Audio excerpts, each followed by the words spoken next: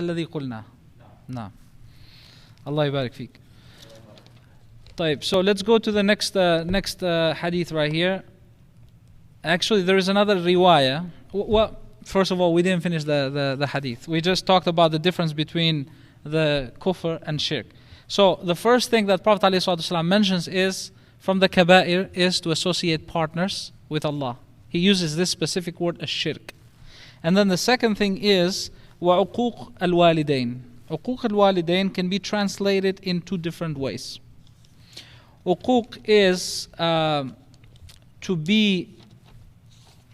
to disobey parents, in particularly when they're calling you to do something positive, and you are disobeying them. Because we mentioned before, if they're telling you to do something that is not lined up with the teachings of Islam, then there is no obedience to the created in disobedience of the Creator. We mentioned that. But if they're saying to you to do something, especially something positive, something good, and you refuse to do that, that can be a part of a major sin. That can be a major sin. Uquq al-walidain. The other one, uquq, the other meaning of this word uquq al-walidain is to mistreat them.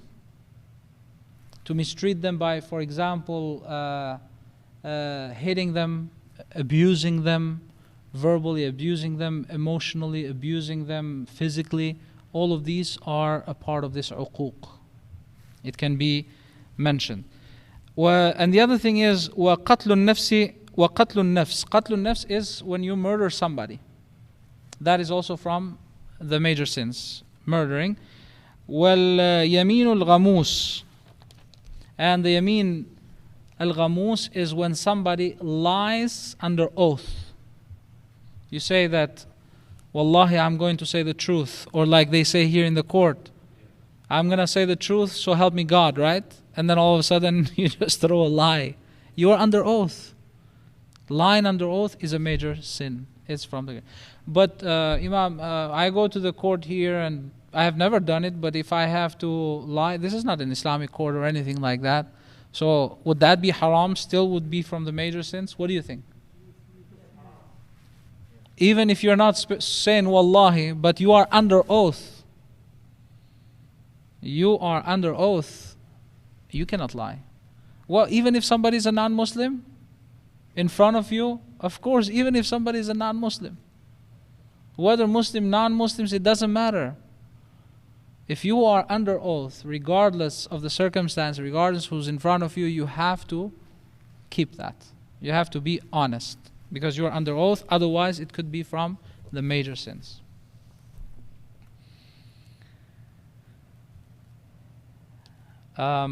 Seven sinister things. Prophet ﷺ, in a different hadith now, he lays down 7 of these major sins. And he says in this hadith, I'm going to read it in English. It comes from Sayyidina Abu Hurairah radiallahu ta'ala anhu, who narrated that the Messenger of Allah sallallahu alayhi wasallam said, shun the 7 sinister sins, meaning stay away, get rid of these 7 sins. And he starts mentioning. And somebody asked him, O Messenger of Allah, what are they? Saba al-mubiqat. Right? For a lot of you may be familiar, who are familiar with the Arabic language or a hadith, Saba al-mubiqat. So he enumerated them, and remember these. Try to memorize these 7 major sins. He started mentioning them. And he said the first one is to ascribe partners, again as we mentioned earlier, ascribing partners with Allah subhanahu wa ta'ala. Number 2, practicing magic, sihr. Number 3, to slay unjustly whom Allah has declared sacred. Again, to slay unjustly whom Allah has declared sacred. Slay somebody means murder somebody. The life of the human being is sacred. Number 3, was this 3? Practice number 4, to consume interest, riba. And the other one is to devour the wealth of an orphan. And the other is to show one's back to the enemy during a battle against him. Like you're fighting in a battle and all of a sudden you're just turning your back. What does that mean? You're just running away, right? You're fleeing the battle. That is one of the 7 major sins. And to accuse chaste believing women of having committed adultery, though they are unaware. It's an accusation, right, of a believing woman that she has committed adultery. Well, why? And we know that accusing also a Muslim man too for committing adultery is from major sins as well, right? But this hadith talks more in particularly about a woman. So it is more, it's like more standing for the character, standing for the woman, and saying that she should be protected. And somebody accusing her without valid proof is really not just a sinful person, but has committed a major, major sin. And why in particularly, what do you think? Why in particularly women? Why isn't the hadith mentioning just anybody who is accusing anybody, but it's saying somebody who's accusing a woman, a believing woman?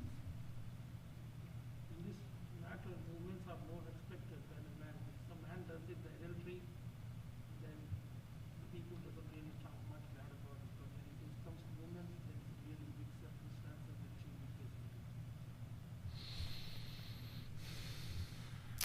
I would use, in my mind I have 2 things, but I want to hear some more of the ideas. What you, more emotional. So it is more emotional, and also by not just emotional, but it is a part of the pride in the family. Not just the pride, there is probably a better word to use here. Honor. I mean, a man to committing adultery, that's not good either. For sure, it's bad. But we honor so much our women in the family that if a woman would commit adultery, it is, it's like dishonoring the family a lot. Because of her being the caretaker, of children, being the patient one, being... we associate her with the honor of the family. The woman is like the honor of the family, which is a high status actually. So when that honor kind of decreases, the family's honor overall decreases too. And number 2, I have another point too, but I want to see if there is any other idea around. Why in particularly woman here is mentioned in the hadith. Again, we're not ruling it out and saying that this is it, but we're just trying to come up with an understanding of why. There were chances that women might commit suicide after having this kind of accusation.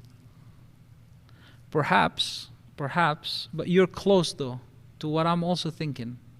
I don't know about the statistics of that, but perhaps that could be the case.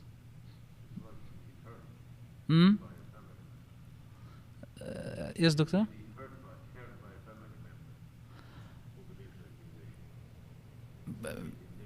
She will be in danger, and here is the point that you're leading me to this one again, that it is very hard for her to protect herself. She has to get many other people involved in order to stand for her and do all of that. So she is more fragile. She's more vulnerable. And it's easier, to attack somebody who's more vulnerable in society. But when it comes to man can stand up right away for himself, right? And say, close your mouth. I don't want to hear you saying this again because this is not truth. And, apply some pressure there and make the person be quiet right away if there is no evidence. If he knows himself that he has not done it, he can just put him down right away and say like, close your mouth, or, otherwise we're going to talk differently. He can put pressure right away. But doing that to a woman that is more vulnerable, it's going to be very hard. So you can see now this wisdom of the Nabi alayhi salatu wasalam, how beautifully he mentions in the hadith, and he says, again, what does it say? He says, to accuse a chaste believing woman of having committed adultery, though they are unaware, though the person who is accusing is in reality unaware of that, but just wants to blame somebody or shift the blame or whatever the case may be. وصلى اللهم على سيدنا محمد وعلى آله وصحبه أجمعين والحمد لله رب العالمين.